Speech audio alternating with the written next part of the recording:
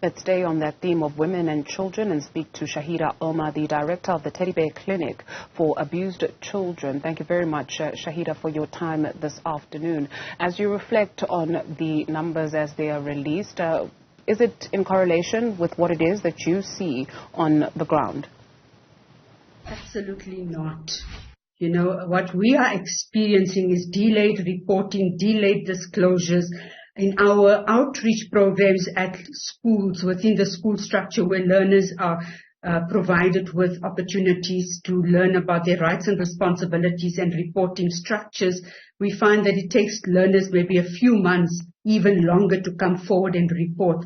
And a lot of the learners are afraid. Those that have come forward and made disclosures and are receiving supportive intervention therapy for their trauma and deep wounds often are afraid to actually take it further and are not always willing to report it. And the reality is that we are finding that many children are also victimized by other children at school, learners that are instrumental in sexually aggressive acts towards other learners. And this is a systemic flaw. We need to be aware and take cognizance of the fact that children are being surrounded by violence, sexual violence, the gender-based violence, looking at domestic violence, the neighborhood violence, and mirroring what they have been exposed to.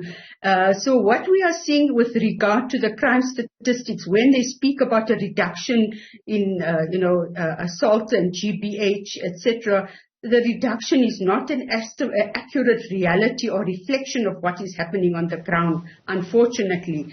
And because it's under-frequently reported, it's under-reported.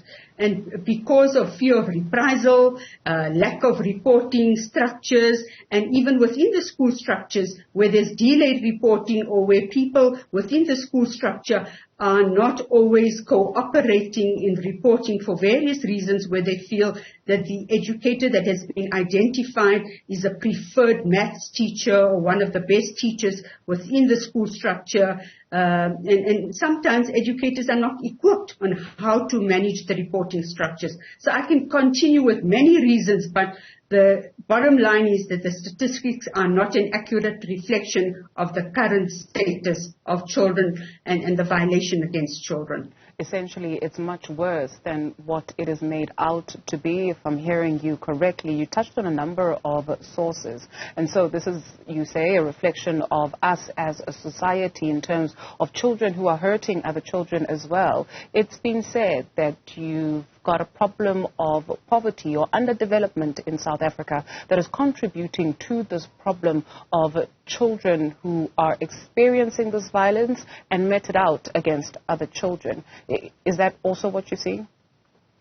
Absolutely. So children being exposed to adversities, coming from backgrounds of adversities, and you've already touched on that, which are like, the poverty. Now we know poverty doesn't actually create or predispose a child to become a sexual abuser or a sexual predator, but it does create conditions under which abuse flourishes. If we look at the overcrowding, the unemployment rate, we look at food insecurity, we look at substance abuse, alcohol and drugs, dysfunctional families. We're also looking at the absent father syndrome, where there isn't an adequate adult male role model or a father figure emotionally available to a child. So there are many risk factors that contribute to this kind of, challenge. And I think if we look at comprehensive research that was conducted by the Teddy Bear Foundation on children who sexually abuse other children, the statistics have actually increased.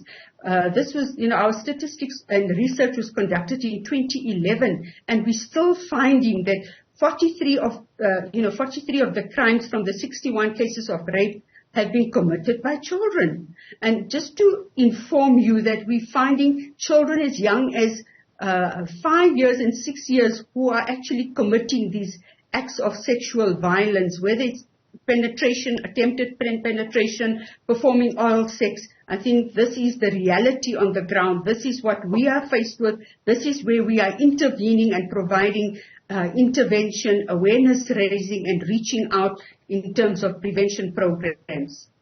When intervention finally reaches these little ones, what is it that they say they see? How does it make them feel? Do they know it is wrong? So I think this is important. From our findings, we have found that children are aware that what they're doing is not acceptable, and their behavior is orchestrated behind closed doors, where they're resorting to using social reinforcers to enlist the cooperation of the victim. The initiator will resort to providing sweets, manipulation, bribes, coercion. So they are aware that it's unacceptable. But so I think what is important to understand and appreciate is, where is this coming from? What is propelling children to engage in this kind of sexual conduct, unacceptable behavior?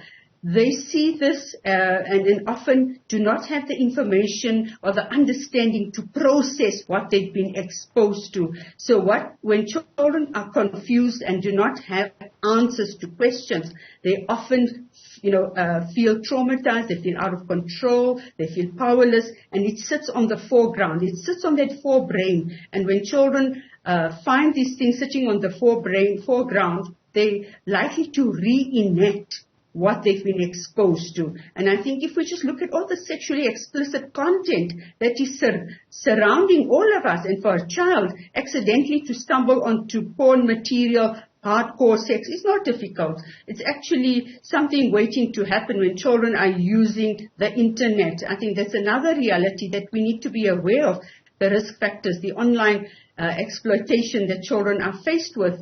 And so exposure, witnessing sexual behavior in the immediate environments, on national TV, on YouTube, etc. Learning from friends, sharing material, the sexting that we're seeing happening at schools amongst peers, etc. These are all risk factors contributing, where children don't have answers. They have lots of questions.